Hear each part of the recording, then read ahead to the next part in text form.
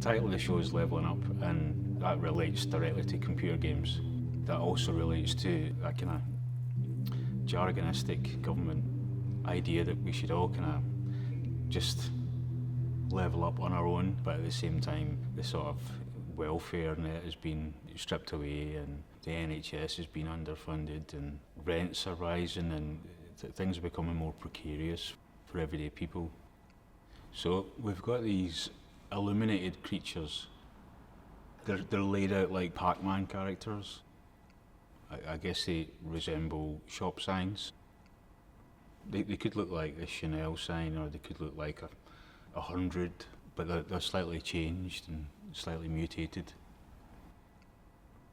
My creative practice is informed by music, I would say, particularly bands like Sleaford Mods, and you know, maybe John Cooper Clarke and the likes, and they're sort of touching on social commentary, and I'm always like stubbornly thinking, yeah, I can do that. I can do that within my work.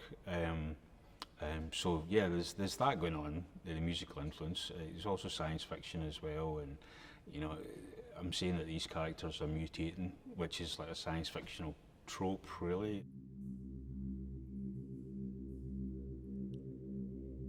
I remember living in a council scheme called Drongan when I was a teenager, and it was right after the miners' strike. You could feel this sense of desperation and like defeat.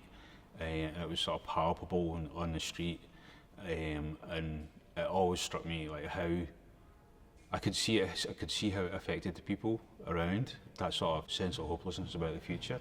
And then I went to my first rave at Hangar 13. It was just so strange, you know, there was none of this cultural norms of a club or a discotheque or something like that. You were just there to dance, and all of a sudden it felt like anything was possible again, and I've been continually chasing that feeling ever since, really, because I kind of feel like we're stuck.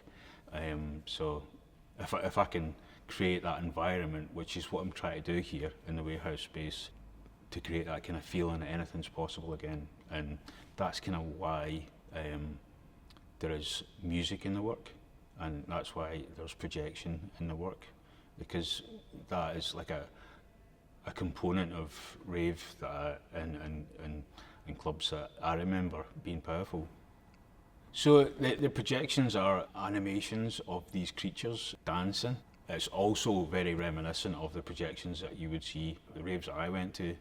There would be things like dolls' heads projected in the ceiling, spinning around, and so it's really a bit of a homage to that. Try to invoke that spirit again. The same with the sound, really. But everything's kind of broken a little bit. You know, like the projections, they're not straight on projections. They're not perfectly framed. It's the opposite of that. They're in the process of breaking down, and in that process, for me, there feels like there's that potential for something to happen. That comes across in the audio as well, I think, in the way that it's not they're not constructed like traditional music tracks, you know, a chorus or anything like that, you know.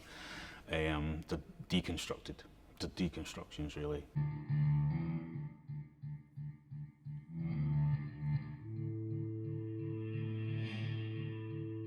There's also these speakers in the show that collectively I call them the Cosmic Debt sound system, and I'm trying to build this lore up around them and sort of I want to continue to do little events where the sound system's used, and they've got stickers on them with little bits of text as well that connect to some of the themes in the show. They're all shaped like a price tag that you would find in maybe an indoor market or something like that, the old-fashioned Dayglow price tags that you scribble the price on, but they're rising up from the floor as if they're kind of like stalactites or stalagmites or something like that. You know, they could almost be geological formations, but they're also game levels or somewhere between that in my head anyway. I also use plaster coins in the work. They're made by vacuum forming a mould first, and then we get sort of multiple plaster incarnations from each mould. So we've got phrases like nerfapam and schizophrenic gigatronic and fit for work. It's really just all the apparatus of sort of social democratic dream of the future that we thought we were all getting, that's slowly being stripped away under the sort of the name of austerity continually. And I'm talking about them, but in a way that makes me laugh, using sort of black humour. If you didn't laugh, you'd cry, kind of thing. So that's the way I think about it.